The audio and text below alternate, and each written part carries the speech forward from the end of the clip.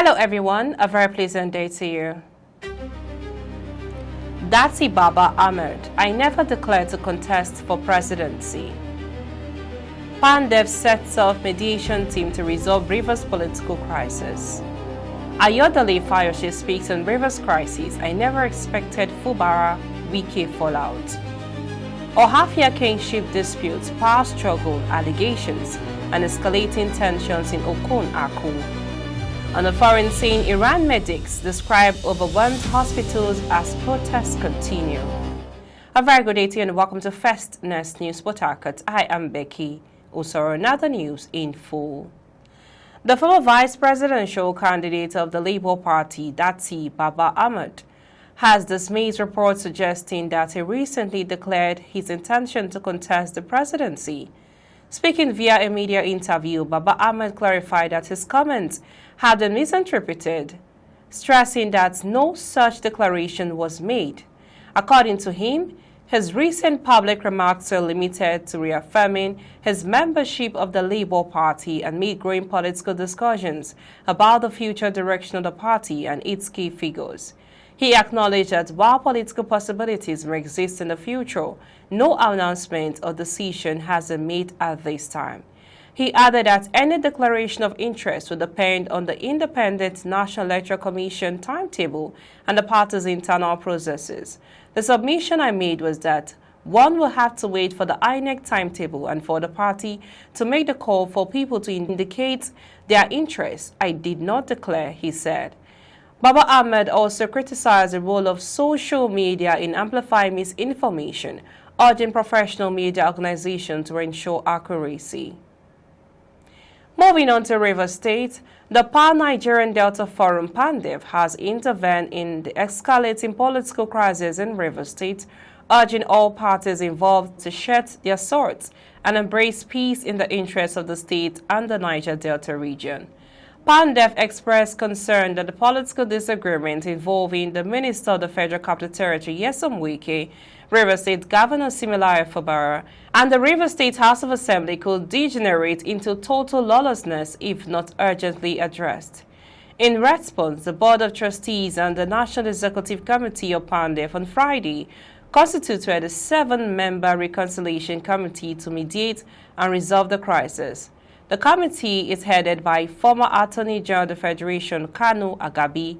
Other members are Senator Obende Domingo, Vice President, Chief Essien Ndwese, Dr. Timiebe Koripamo Agari, Chief Mike Ejiofo, Mrs. Nella Rabana Andem's son, and Prince Godwin Okoti, Deputy National Secretary of PANDEF, who will serve as Secretary. In a statement jointly signed by PANDEF's leaders, Alfred Dete Spieth and Victor Atta, co-chairman of the Board of Trustees, and Godnose Igali, national chairman, the body described the situation in Rivers as deeply disturbing.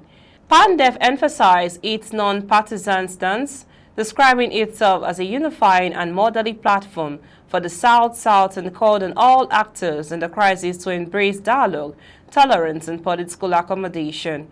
While commending President Bola Tinubu, the leadership of All Progressive Congress, elders of Rivers State, and other concerned Nigerians for previous peace efforts, PANDEF urged all parties to cooperate fully with the Reconciliation Committee. Still in Rivers State, former Ekiti State Governor Ayodele Fayose has said he never anticipated the political rift between Rivers State Governor Similayo Fubara and the Minister of the Federal Capital Territory, Nyesom Wike, cautioning the governor to tread carefully amid the deepening crisis in the state.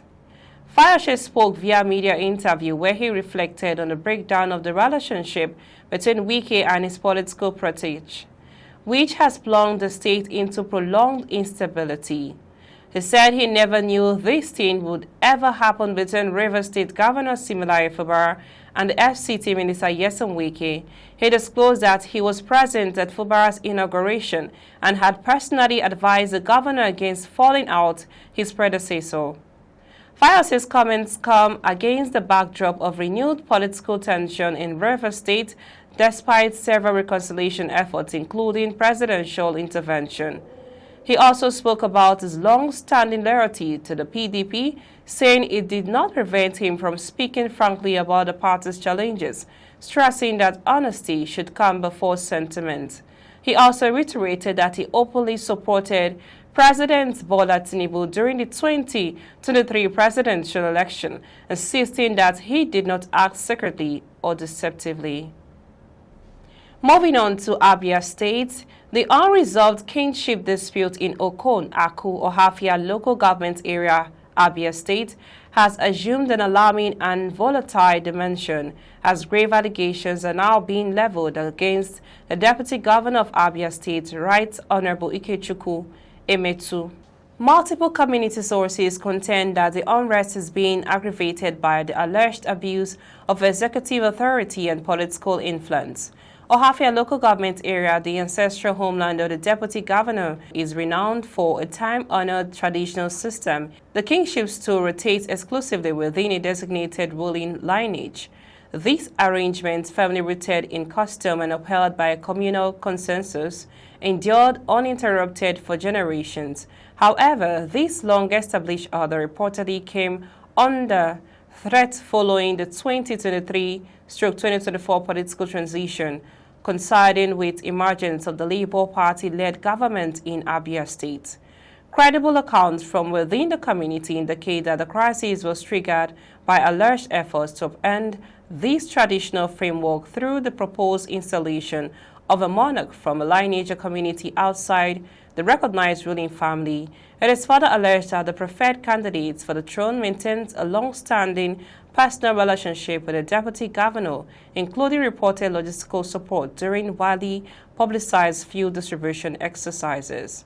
These developments have been widely interpreted as politically driven and were categorically rejected by the people of Okonaku, who insist that ancestral traditions must not be sacrificed on the altar of political expediency. Following this resistance, community members allege that instruments of state power were deployed to intimidate and silence dissenting voices.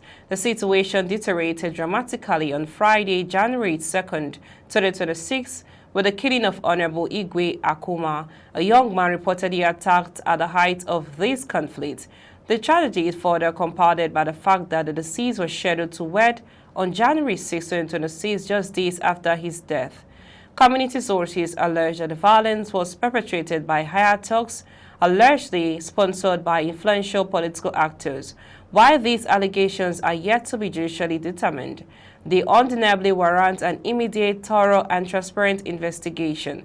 Many residents of Abia State now question whether Governor Alex Oti is fully informed of actions allegedly being undertaken in his name. Governor Oti is widely perceived as a leader committed to justice, due process, and the protection of fundamental human rights. Consequently, it is difficult for many to reconcile these reported developments with the principles his administration espouses, particularly the prolonged detention of citizens without court appearance, the alleged seizure of detainees, phones by the deputy governor, refusal to hand them over to the police, and reported acts of maltreatment, of all which constitute clear violations of fundamental rights under Nigerian law. We now move on to the foreign scene. As protests in Iran continue and Iranian authorities issued coordinated warnings to protesters, a doctor and medic at two hospitals, their facilities are overwhelmed with injuries. One doctor said a Tehran eye hospital had gone into crisis mode, a medic in another hospital saying it did not have enough surgeons to cope with the influx of patients.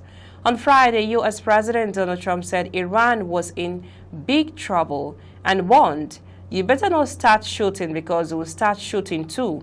Iran, in a letter to the UN Security Council, blamed the U.S. for turning the protests into what it's called violent, subversive acts and widespread vandalism. Meanwhile, international leaders called the right to peace protests to be protected. Anti-government protests have taken place in dozens of cities, with two human rights reporting at least 50 protesters have been killed. We now bring you highlights of the stories in the bulletin so far. We brought you that Dati Baba Armed clarifies, "I never declared to contest for presidency." PANDEF set up mediation team to resolve Rivers political crisis. Ayodele Fayose speaks on Rivers crisis. I never expected Fubara wiki fallout. Ohafia kinship disputes, power struggle, allegations, and escalating tensions in Okanako. And also on the foreign center brought to the Iran medics described overwhelmed hospitals as protests continue. That's all on the news this hour. I am Becky Osoro from and the entire team in Port Harcourt, Nigeria. Many thanks for watching. Bye for now.